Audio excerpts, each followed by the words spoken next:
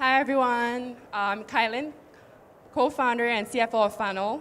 We are a licensed private investment platform with operations in Singapore, Malaysia, Indonesia, as well as Brunei.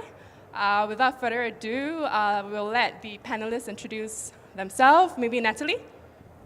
I'm Natalie Ceeney. I'm chairman of Innovate Finance, which is the UK's FinTech members body. And our job is to help create the best possible ecosystem for FinTech in the UK and help our members thrive within it. Okay. My name is Nasir Zubairi. I'm the CEO of the Luxembourg House of Financial Technology. We are a public-private partnership in Luxembourg, sponsored by the government and various private sector organizations. A similar role as Natalie with Innovate Finance to help develop the Luxembourg financial technology ecosystem. And hello everyone, my name is Jorge Ruiz. I'm the founder and CEO for FinConecta. We are a company that connects fintechs with banks around the world. We have built, I call it the iTunes for fintechs. So our mission is to be able to build an ecosystem that is interconnected and integrated with all the players. Hi, I'm Alex Scandurra. I'm the CEO of Stone & Chalk.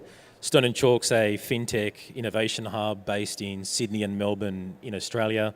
We've got about 150 full-time startups in that space, and our whole focus is on helping high-potential startups commercialize and scale.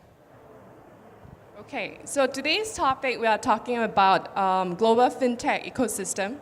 I suppose we are framing the discussion in three parts: the past, the present, as well as the future.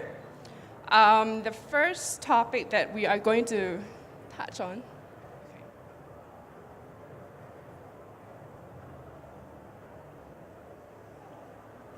I mean, it's not called a conference, there's no technical error. We can talk about that too. Okay. Okay. Slides is not relevant actually, but it's okay. So I think from our perspective, for everyone in the ecosystem, we often hear about news about country competing to be the best global fintech hub.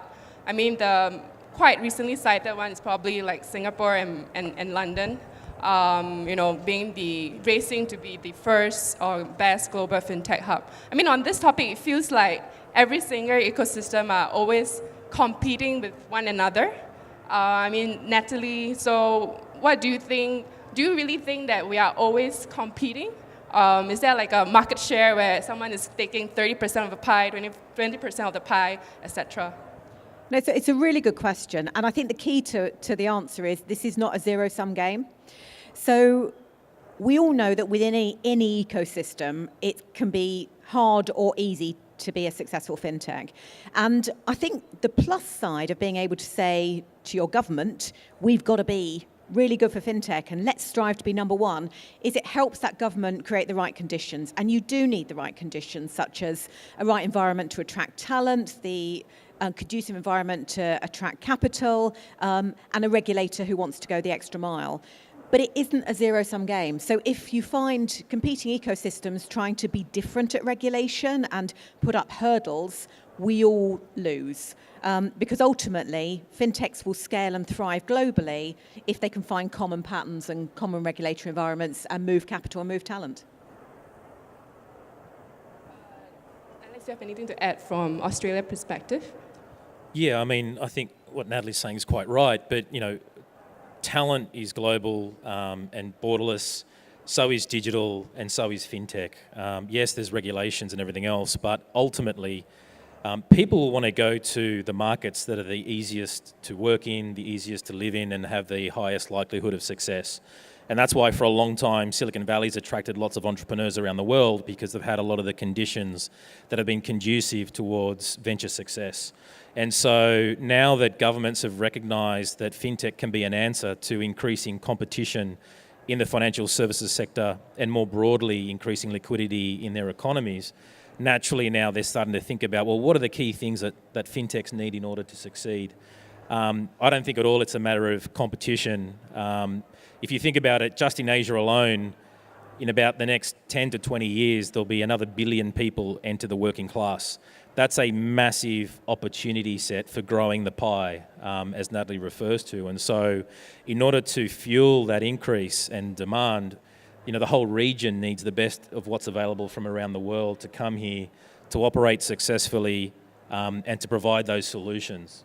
So from my perspective, collaboration and partnerships is the only way the world's going to be able to meet this demand. I guess it's always 1 + 1 = 3 type of environment that we are talking about.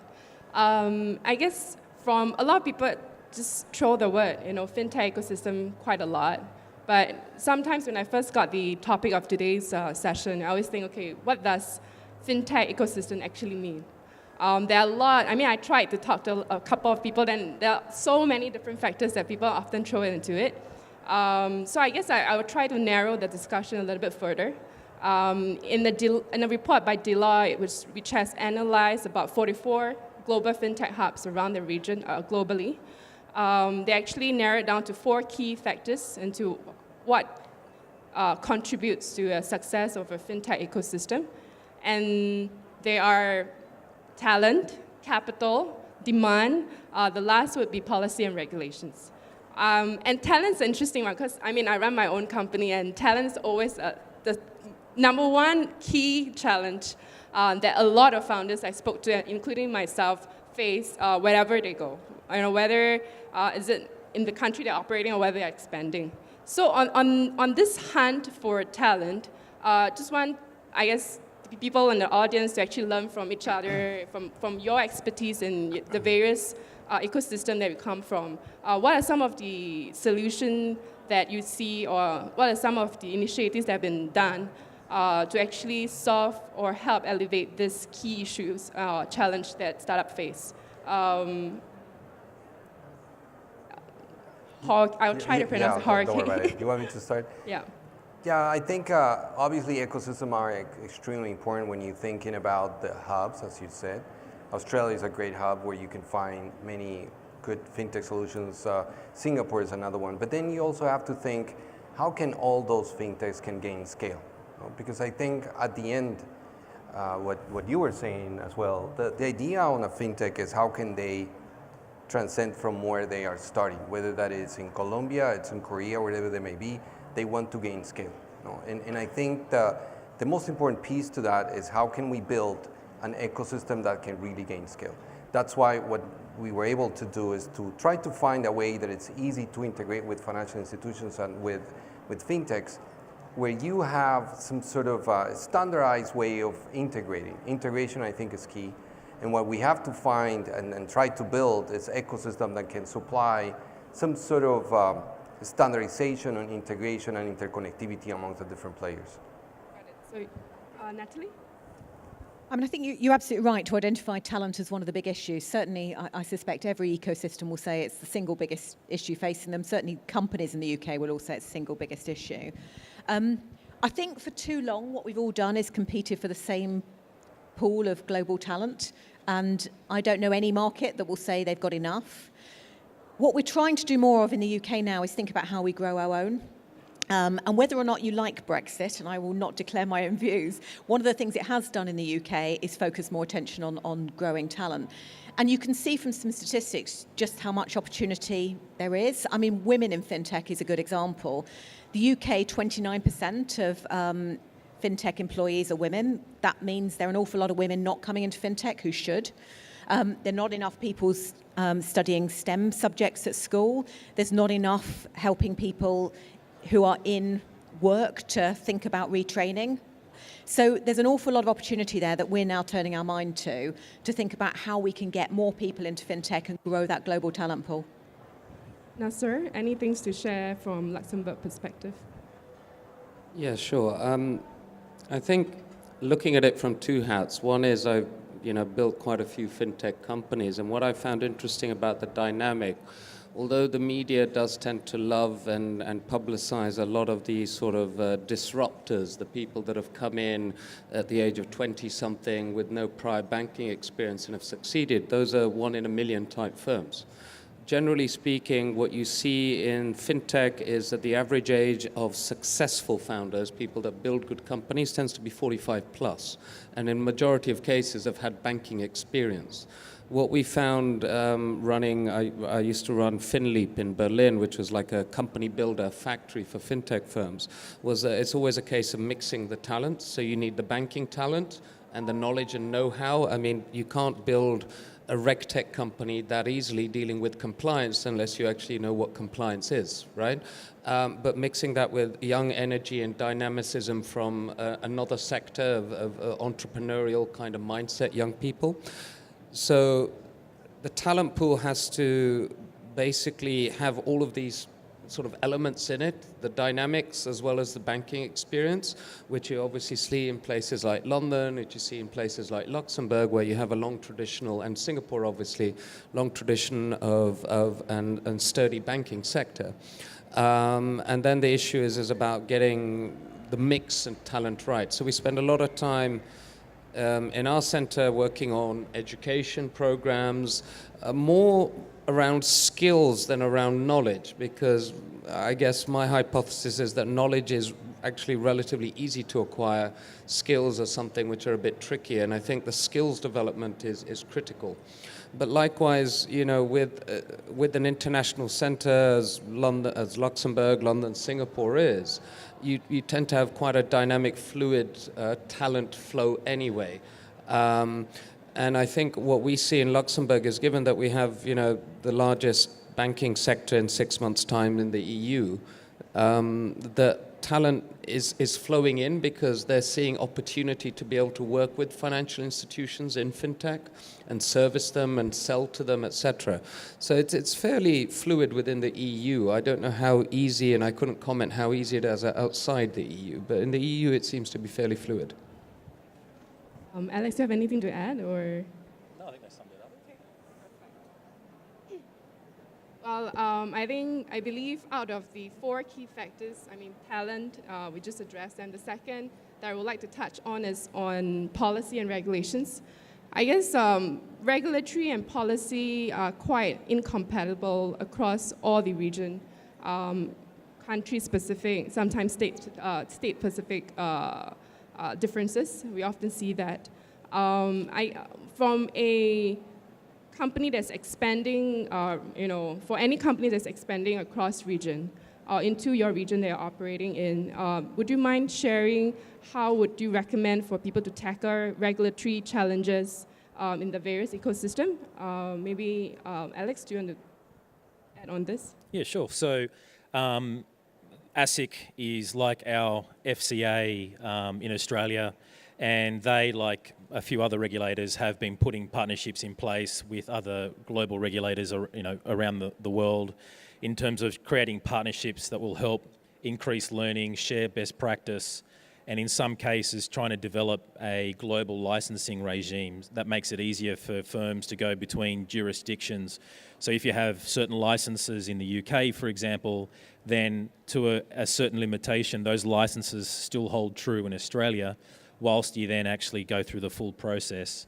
I think what's really interesting also is, we've done a lot of work both locally in Australia and with governments around the world that have really tried to understand the FinTech dynamic and how that's different for them as regulators. And sometimes you hear the funny comment, which is, oh, now we realise we need to also regulate FinTech. And which is quite bizarre because, well, FinTech's not doing anything that dissimilar at the end of the day to what the incumbents are, so they've still got to apply to the same existing laws. What's really interesting, though, is actually FinTech needs less onerous obligations, compliance, etc., given the nature of their proportional risk. And so if anything else, it's much more of a question of taking a progressive, risk-based approach to FinTech as opposed to forcing small companies with a small consumer footprint to have the same obligations in place that, say, a large institution with 10 million customers might have. And so, clearly regulation, back to the point we were making earlier, that talent wants to go to places where they have the highest likelihood of success. And so if you're going to be a country that has very difficult regulation that isn't flexible and open to collaborating with fintechs and proactively helping them commercialise in that market, well then clearly they're going to go to those markets where those regulators are working in such a collaborative way. And that impact will also have on talent, and talent will move to those markets. Hence why the UK and Singapore, Australia and a few other countries have been so focused on trying to making sure that regulation is starting to move to be a lot more flexible. I mean, Fundnel is actually a beneficiary of such partnership. So from Singapore regulations to Australia, it took me less than 2 months just to get the exempted license up and running in Australia. I guess perhaps Natalie, you want to elaborate more from a UK perspective, given that UK is seen as a hub to the rest of the world, rest of EU. And to be honest, a very, very similar answer to Alex, because we've taken a very similar approach in the UK. So we have built bridges. In fact, there is a UK-Singapore bridge, amongst others, to try and really ease that challenge of working internationally. And I mean, another initiative I'd mention is a very recent one called GFIN, which is 14 countries trying to work together to solve the really difficult problems of regulation in fintech, and to try and come up with some common solutions. And there are lots of really big challenges out there. I mean, one of the reasons this is hard is no one's quite worked out exactly how you regulate cryptocurrency or exactly what the right environment is for peer-to-peer, and there are others. So I think the more that regulators do work together to try and work through these issues, they won't necessarily all agree, but the more common we can get solutions, the easier it's going to be for fintech to thrive. And Jorge or Nasir, do you have anything to add on this? I mean, we do have this one special advantage of the EU and the common regulatory framework from the EC that allows for passporting across countries, which means that being regulated in one country, you have access to 500 million consumers in the entire banking market across all borders, right? And that's a huge plus point for people operating. I mean, there are other issues, language issues, etc., but still a massive plus point for operations in the EU that you can, by being in one regulatory jurisdiction, be able to operate across borders. But clearly, we do then want to expand that harmonization across borders as well. And what I find quite interesting, I mean, historically, be it that we do have regulatory jurisdictions across borders, but broadly speaking, financial markets work pretty effectively across borders, right? I mean, London is an international finance center. Luxembourg is an international finance center. 2/3 of the funds, cross-border funds sold in Singapore originate from Luxembourg, right? So there's always been a collaboration around, let's call it, traditional finance and regulation. And I do find, to Alex's point, quite ironic, this whole thing of looking at fintech slightly differently. It's not. It's financial services still. I do worry about the somewhat, I sense a level of competitiveness around crypto regulation. Some are saying yes, some are saying no, some want to be first, some don't want to touch it and see how it all goes, rather than working together to figure out a solution. And that concerns me a little bit.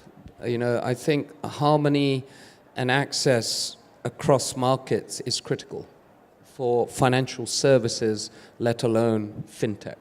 And I like to see, macro bodies such as the IMF, who we're meeting here on the advisory board to discuss these sort of macro issues about how we get large international collaborations going for the good of financial services, and try and eradicate some of the issues and barriers that are potentially being created as a result of some of the fintech initiatives that are going on around the world. Can I just add one comment to that to build on it and perhaps be slightly controversial?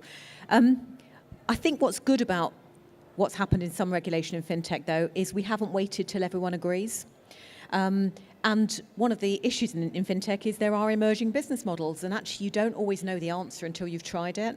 So I think we're balancing allowing, well, essentially different regulators taking different stances and maybe sort of watching, and I think that's what's happening in crypto, versus waiting till everyone's got the answer. And I think that's the way it's going to pan out. But hopefully, once there's enough experience, people will get together and bash out what's good and what's not, and there'll be more consistency. I think in early days, though, I'm not surprised that different jurisdictions are taking different views. Seems like we are walking a very thin line of competition versus collaboration. And I guess from a regional and global perspective, what are some of the initiatives that are looking forward to in terms of fostering this collaborative type partnership rather than, I guess, competitive perspective? Alex? Yeah, well, it was funny. A few of us were joking beforehand that there's plenty of partnerships that are put in place across different cities and hubs and everything else, and they tend to go nowhere sometimes. So what are the meaningful things that we can do? And ultimately, startups more than anything else are looking for customers. And so really from our perspective, if we were going to do something meaningful across border, it's got to be much more around how do we help find customers for startups that are looking to enter into a new market. There seems to be quite a lot of business tourism still that goes to the valley and other places, and that's most recently be followed by call it government tourism that's going around and having a look at different places and creating delegations. But there hasn't been that tangible link and pre-work done in terms of, well, what are the key problems that need solving in those markets that still haven't been solved? And therefore, do we have any startups or scale-ups in our home market that we can bring that could potentially solve those problems and try and curate a bit of a commercial outcome? And so, whether it's platforms like Jorge is developing, around creating those links between startups and large organizations, that matching of that demand and supply. From my perspective, that's the single thing that we can potentially focus on. Anything else tends to be a bit more of a distraction at times. Yeah, and I guess in my case, it's a little bit more practical. I don't think we need to wait until regulators, they get together and then realize that we need some sort of a standard regulation for us to operate in. I think the partnership between fintechs and banks allow fintechs to really expand their business based on the regulation that is touching the financial institutions today. Everywhere in the world, financial institutions are already regulated. There's a lot of regulation on them. And fintechs are coming to sometimes just enhance what the financial institutions are doing. So if there's the right fintech and financial institution partnership, then you don't necessarily need to change the regulation for that to operate. What we have seen in places like Tanzania, for example, we're launching a service that is a partnership between a fintech and a bank in Tanzania. They didn't have to change any regulation. They just went with the project to the regulator. Regulator approved the project, and then we're launching. If we're trying to solve for all the different possible services or solutions that banks need to change, it will be very difficult. I think it's a matter of testing, going rapidly to the local regulators, try to solve for that, and scale based on what the current regulatory bodies are doing with the financial institutions. Got it. Any specific initiative that we should be looking forward to in terms of global or regional collaboration that perhaps the audience can bring home and, I guess, Google them up? No? Yes? Well, I mean, I can just give you an example of one we did maybe just over a year ago, where we ran a competition in China, in Shanghai, to pick the best startups to then incubate them in Stone and Chalk for about 6 months. And as part of that, we've got 27 corporate partners, is to work with those startups and actually help them connect with their solutions to meet the demands and needs of those corporate partners, which went extremely well. And the plus side of that, the indirect benefit, is that a lot of those founders from China then naturally networked and supported some of our existing founders around entering the Chinese market and making some connections there. So that was just one example that we ran between two countries in terms of how we were trying to shift the needle in terms of commercial outcome. I suppose if I could mention two things briefly. On the international, one I've mentioned already, GFIN, because I think it doesn't stop. I agree with you, we need to get on with things in the meantime, but actually if globally the 14 key regulators can solve some common problems, that would be a good step forward. In terms of things happening within a region, the thing in the UK I'm most excited about is open data and PSD2, because it only came in this year. It's still very early days, but allowing, with consent, people's data to be used to create new services and new opportunities, I think it's going to be a game changer for FinTech. And I know it's something that various countries in this room are doing versions of, and I think it will be transformational. Perfect. I mean, given this conference is held in Singapore, and ASEAN is a big common theme that we have on this stage, on the prudential stage, with ASEAN being the third largest population after China and India, are there any specific initiative or that do you see from your own ecosystem connecting to the ASEAN FinTech ecosystem? Maybe could you just share with the audience so that they can keep a lookout for such initiatives going forward? Yeah, I'm not sure if it's an initiative that's already planned, but one thing that I think several people have mentioned during the festival is the fact that Asia's got an enormous unbanked population, which in itself presents a huge opportunity, especially for fintechs, because traditionally, and as is the case in Australia, a lot of the large banks, even though they're very progressed digitally, they've pulled out of some of the markets in Asia because they just simply couldn't make it profitable. Whereas by nature, fintechs are at a minute cost point in comparison, generally digital, certainly mobile focused, and that really suits the demographic and the type of mobile smartphone usage in the Asian region. And so, if anything, I think there's a huge opportunity for fintechs from within the region and globally to actually tap into the big opportunities in that unbanked population that's here. And once that 80% is banked, then that starts to open up huge other opportunities when we start to think about data, when we start to think about open banking, consent, foreign exchange and other aspects of the broader financial services system. Maybe I can reframe, I guess, how can your ecosystem work more closely? Whether is it in the future, just a case in point, given that I guess there are more with globalization, etc., and ASEAN being out there, number 3 in terms of population. How can you see the ecosystem work more closely? Maybe it's like a broader. I mean, from our perspective, just similar to what Alex is saying, the way we look to collaborate and form collaborations of substance, that's critical for me. You can go around signing lots of MOUs with people, but unless there's something really underlying it, it's not worth just getting a photo opportunity. The way we work with various economies, initiatives, associations, regulators in Asia is on a number of fronts. So one is around knowledge and skills sharing. I think both sides learning from each other at various different levels from within the ecosystem, from regulator to financial services sector to investors to startups. We've also tried to focus to some degree on building the bridge in terms of access to each other's markets, which is not as simple as it sounds as just coming and plonking yourself in a new center and saying, I'm open for business. There is an element of cross-cultural training that comes into it and trying to prepare firms to doing business, say, between Europe, the EU, as we look to provide access to that market, and doing business in Asia.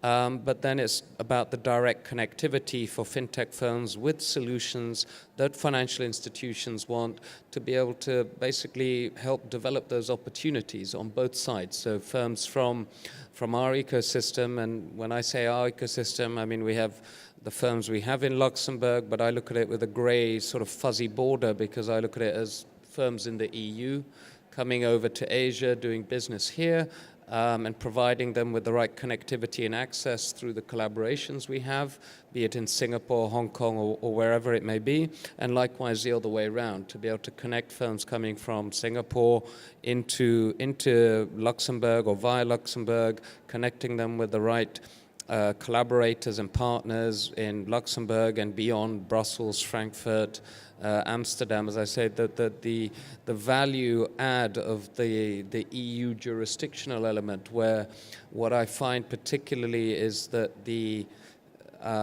hubs ecosystem, as I said, is a fuzzy word there, because we all work quite closely together within the EU. We don't really see it as a competition, because the banks and the borders are quite fuzzy. You know, you drive around, there's no passport issues, etc. And so that's one of the core benefits, is the incubator collaboration within the EU, and being able to provide that access to Asia, I think, is to some degree of equal scale then when you look at the populations as well. Natalie? Well, maybe if I break your question down, I mean, you can see it at the regulatory and policy level, then at the capital level, then fintechs themselves, and then individuals. So maybe taking them in turn. At the policy level, we've talked a bit about regulatory cooperation. For the UK, our relationship with Singapore is critical. You are an absolutely key hub. We've got a fintech bridge. We work very closely at a regulatory level to try and smooth, as others have said, that companies to be able to move between one jurisdiction and another. At capital level, capital is global. A huge proportion of capital flowing into the UK comes from outside the UK, including from Asia, and equally, capital from the UK invests outside.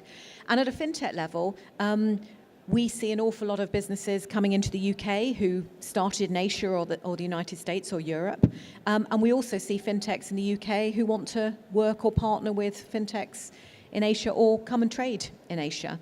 And then at a personal level, 42% of fintech employees in the UK are non-British nationals.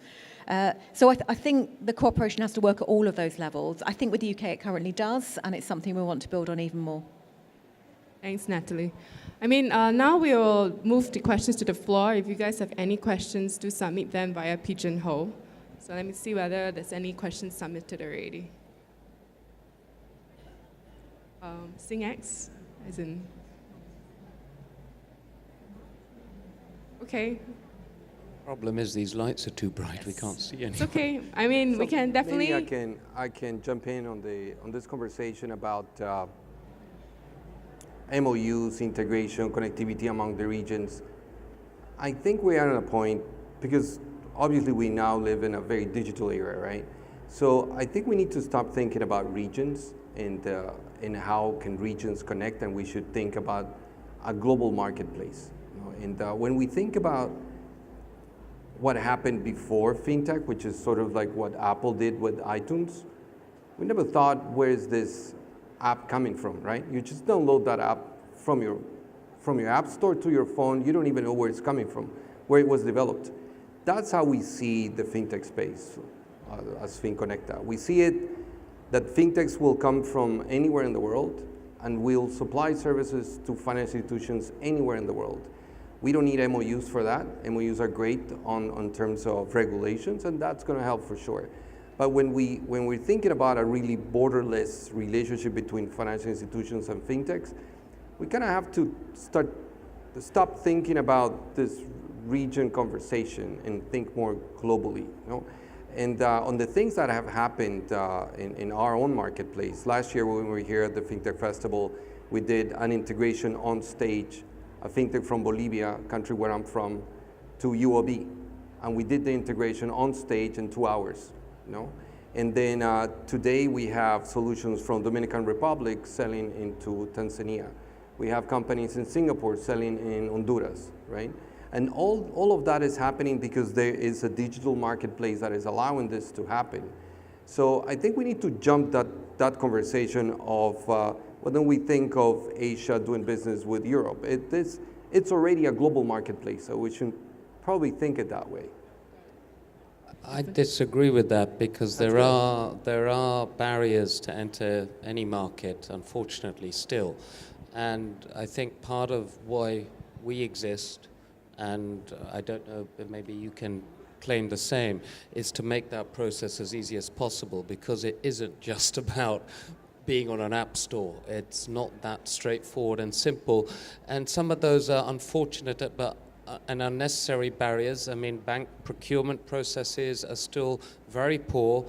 The average cycle, Temenos have recently done a very large-scale survey with, I think they talked to about 250 institutions, and they still find that the procurement cycle is 2.5 to 3 years. So you can't just, especially in the B2B space or the B2B2C space, which is getting increasingly sort of the model that seems to be proliferating. Yes, we are still getting those that are competing with financial institutions, challenger banks, etc. But where we're seeing now in the development of fintech broadly is banks and traditional financial institutions coming together with fintech to really develop markets, because financial institutions are not suddenly going to die. They're not suddenly going to disappear, and I'd hate it if they did, because I think the planet would be in uproar. So we need to get them working together.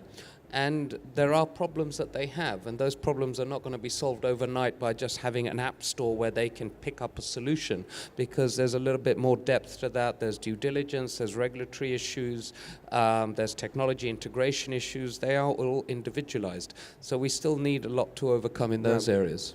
And I think you're right in a certain extent, but at the same time, I think that is our job to do, right? How can we make the friction less and less every time we're going into this? And when you think about, like, I like your comment about the vendor process, because one of the things that we do as an app store is that we centralize all of that. So financial institutions that are working with us, they just certify us, and we become the conduit for all the fintechs that they're working with those financial institutions. So they don't have to do a due diligence on each and every fintech. And this is to the clients that are working with us. You take liability for that. What if you get it wrong? But there are things that we take liability for that, and there are things that the fintech takes liability for that. But not to try to solve it here. What I'm saying is, if we all think of ways that we can make this faster, better, and more efficient, for sure we're going to get into a more efficient marketplace, and potentially at some point we're going to have the ability for you to download any fintech you want. And as a user, as an end user, you're going to have the ability to have the best service possible that is not just developed in your country, but is developed anywhere in the world that your local bank is providing you, because there's a store, an app store like an iTunes that is providing that to you. Now, obviously, we are, I'm going to say early stage, because we started a couple of years ago, and we already operate with banks that have businesses in 50 markets. But what we're hoping is from 2-3 years from now, we're going to have 500 banks, 1,000 banks operating into our marketplace. And that's going to ease all this conversation about borderless and have the fintech's ability to work with other financial institutions. I guess from a collaboration perspective, B2B is probably easier in terms of entering various versus B2C, for instance, right? I mean, maybe if I can just add on this debate, I mean, I agree with the comments made. There's still a lot of friction. And it's probably the reason why all our four organisations exist. Actually, collaboration at this level is also key, because we're all solving some common problems. I mean, onboarding of fintechs to institutions is a big issue, I guess, in every market. We heard some of them earlier in the Maz introduction around KYC, which we have the thorny issues in every market. There are problems in all markets, and we're probably all trying to tackle them. And all our organisations exist to try and reduce your friction entering our market. And the more we share common ideas of how we can solve it, the better. Talking about trying to elevate cost to entering, etc. I guess from an ecosystem perspective, we often look into accelerator and incubator as a faster form of actually planting a flag on the ground whenever you enter a new market or starting something new. In Singapore, just to share, because we do have a lot of accelerator coming in the last 10 years, but not a lot of them survive over time. So I think JFDI was the one that exited first. Startup Bootcamp came in from UK a few years ago, but they have stopped accepting new cohort. Muridi from Australia did the same. I guess from ASEAN and from Singapore perspective, to learn from whatever learnings you have in your own ecosystem, does the accelerator incubator model always work in your own country, and is it always needed? So I guess, Alex, we'd like to share your view on this. Yeah, look, I've got some really clear views on this, and I think fintech, like some other sectors, is also very different. If you're an organisation that's looking to get an accelerated start to your startup, then sure, go to an accelerator program, especially if you're a first-time entrepreneur and there's a lot that you feel you need to learn. It's probably, in my mind, the worst strategy you can take to try and enter a new market. So, if we go back to the demographics of fintech, As Nasir was saying, the average age of founders is between 40 and 45, right? Number one. Second thing is that big financial institutions are looking to solve problems. And that's very different to playing some experimental games with some new ideas, right? So what they're wanting to do is work with companies that have the most amount of validation possible for what they've created to reduce the risk associated with potentially implementing that technology. Of course, that goes differing between, is this something that's an existing problem that's tangible that we need to solve around versus an exploratory exercise around potentially offering a new product that doesn't exist. So I'm talking about the first case. And so if you go in to an accelerator program, it's very early stage. The likelihood is you don't even have a well-defined MVP by the end of it, let alone really strong track record or customer acquisition, then you've just wasted your time and wasted pretty much everyone else's time. And so, if you're thinking about entering a new market, what you're wanting to do is to establish credentials and validation in your home market, ideally, have some track record with some customers or financial institutions if you're B2B, and then have an element of growth, right?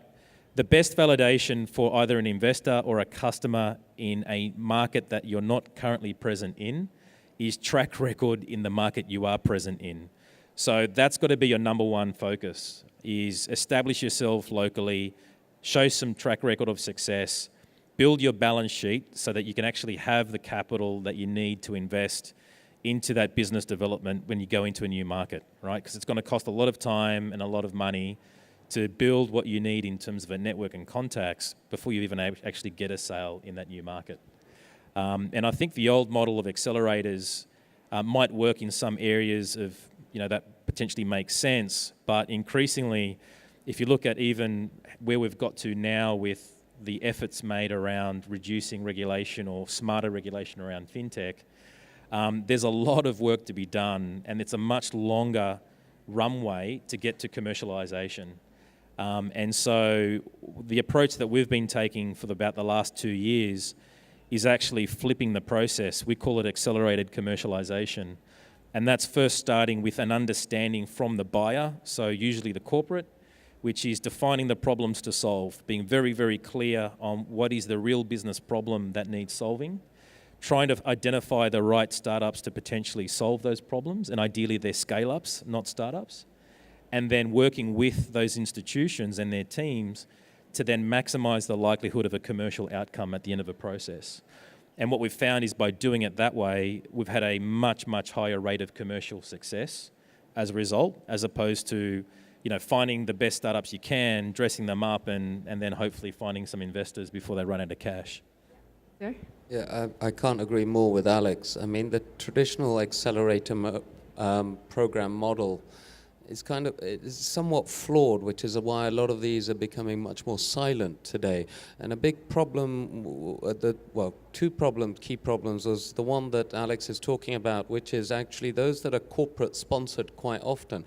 The corporates don't really understand how to leverage the output of the accelerator program. In fact, what a lot of the programs have learned, I know the guys that run for Startup Bootcamp and a number of the others, is that they were becoming frustrated. Corporates would come and sponsor these accelerators, but then when it came to the crunch at the end of it, they didn't quite know what to do because they don't understand how to use it. The second issue is the incentive model, because a lot of the accelerator programs are private initiatives where they're taking equity or some bonus out of it, which I'm not quite sure how that works or fits quite right in terms of developing business. And much like Alex, what we try and do is focus on the opportunities, finding the right firms and generally scale-ups, i.e. those that have developed in their own market and are now looking to expand, scale-ups that solve real problems for financial institutions in Luxembourg and beyond, that we can then bring in and individually cater for in terms of their needs. Because although most startups or businesses will face similar problems over their lifetime journey of growth, they'll face them at different times. And to be able to say, come and attend this 3-month program and learn all of this, and you're all at the same. It kind of doesn't work for me. So we really try and focus on each business individually to cater for their needs, be it down to helping them find somewhere to live even, or access to a regulator, access to partners, access to accounting firms, education on and access to capital. We've set up a large-scale co-investment scheme in Luxembourg to the tune of 150 million, which co-invests in firms that want to come and set up in Luxembourg to cater for the EU market, right? So it's about trying to make it as easy as possible for them to get up and running, but in a very individualized way, which is hard work, but I think adds more value to those firms once they enter that market. I think we've come to the end of the panel discussion, so I'd like to take this opportunity to thank all the panelists who are here, spending their precious time flying all around the world to just come down for this. Let's just give them applause. Thank you.